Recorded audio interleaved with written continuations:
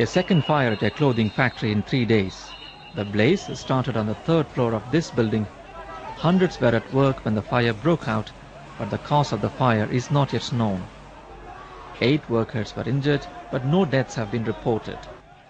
As the fire started, panicked workers ran for their lives. This man complains that fire safety is not taken seriously. Thousands of workers gathered on the streets to protest working conditions. Over 100 of factory workers were killed in a similar fire accident on Saturday. The latest incidents have come as a jolt to the Bangladeshi clothing industry, which has been enjoying success over the past few years. Last year, the country exported more than $19 billion worth of clothes, mostly to the European countries and the United States.